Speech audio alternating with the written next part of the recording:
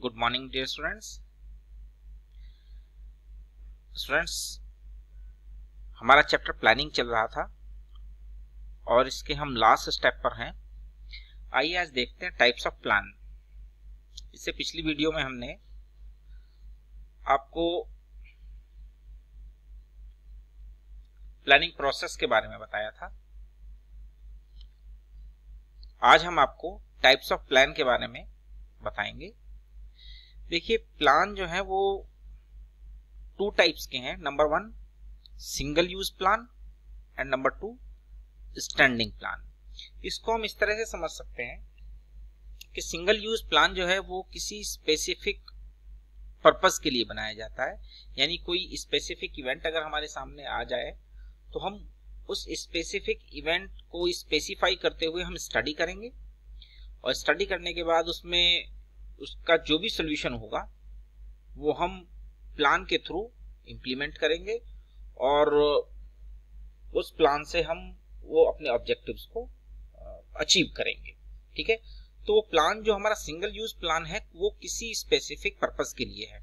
आइए देखते हैं। An organisation has to prepare a plan before making any decision related to business operation और undertaking any project.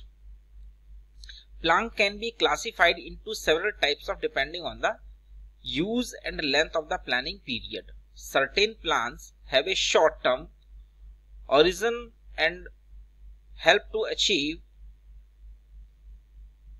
operational goals.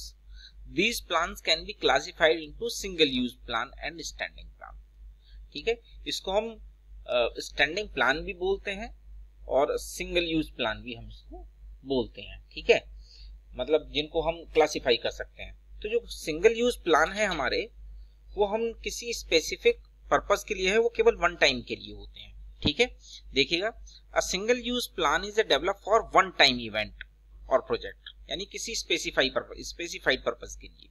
Such a course of action is not likely to be repeated in future, यानी वो ऐसे event जो future में दोबारा repeat नहीं होते हैं। यानी अचानक से कोई ऐसा इवेंट है जो आपके सामने अचानक से आया, ना पहले कभी हुआ और उम्मीद है कि ना कभी बाद में होगा, तो उस इवेंट के लिए जो प्लान बनेंगे उसको हम सिंगल यूज प्लान कहेंगे। इसके अगेंस्ट जो हमारा स्टैंडिंग प्लान है वो एक प्लानिंग प्रोसेस में जो हम ऑलरेडी प्रिपेयर कर चुके हैं वो प्लान है। यानी कि ऐसे इवेंट जो पहले भी आ चुके हैं, फ्यूचर में भी आएंगे, तो ऐसे प्लान को हम standing plan बोलेंगे। A standing plan is a used for activity that occurs regularly for over a period of time, यानी वो एक्टिविटी जो लगातार कुछ टाइम के बाद होती रहती है, रेगुलर टाइम पर होती रहती है, पहले भी हुई है, आगे भी होंगी, तो ऐसे प्लान्स को हम स्टैंडिंग प्लान कहेंगे, क्योंकि इन प्लान की हमें फ्यूचर में भी जरूरत पड़ेगी। जबकि सिंगल यूज प्लान जो है वो हमारे स्टैंडिंग प्लान क्या है, सिंगल यूज प्लान क्या है हमारे, जो सिंगल यूज प्लान है वो किसी स्पेसिफिक इवेंट के लिए है, वो सिंगल यूज के लिए है। यानी कि उनका इवेंट तो वो दोबारा नहीं आएगा, तो उसको अचीव करने के लिए, उस ऑब्जेक्टिव को अचीव करने के लिए हम सिंगल यूज प्लान को यूज करेंगे। जबकि जो इवेंट हमारे रेगुलरली आते हैं और देखिए जो प्रॉब्लम्स हमारे सामने हैं, जो ऑब्जेक्टिव्स हमारे सामने एवरी ईयर आएंगे या कुछ टाइम पीरियड के बाद आएंगे, यानी ऐसे प्लान जिनको हमें फ्यूचर में भी यूज करना है, ऐसे प्लान को हम स्टैंडिंग प्लान कहेंगे। इसके बाद आती है टाइप्स ऑफ प्लान। अब और कौन कौन से प्लान हैं या कौन कौन से ऐसे तरीके हैं हमारी प्लानिंग के जिनको हम यूज कर सकते हैं। Number 1 objectives. The first step in planning is setting objectives. Objectives therefore can be said to be the desired future position that the management would like to reach. Objectives are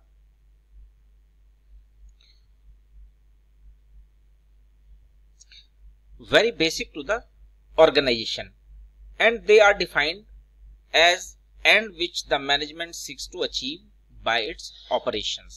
यानी कि जो हमारा जो plan है, ये objective जो है एक टाइप है हमारी प्लानिंग का। इसके बाद आती है स्ट्रेटेजी। ठीक है, स्ट्रेटेजी का अपने को मैं करेक्ट मीनिंग बताऊं तो इसका मतलब रणनीति। यानी कि जब भी आप कोई ऐसा प्लान बनाते हैं जो इवेंट के पॉजिटिव, किसी भी इवेंट के पॉजिटिव और नेगेटिव दोनों एस्पेक्ट को ध्यान में रख के बनाया जाता है, तो उसको हम स्ट्रेटेजी कहते हैं। स्ट्रेटेजी का जो सक्सेस रेट है वो अबाउट 100% है।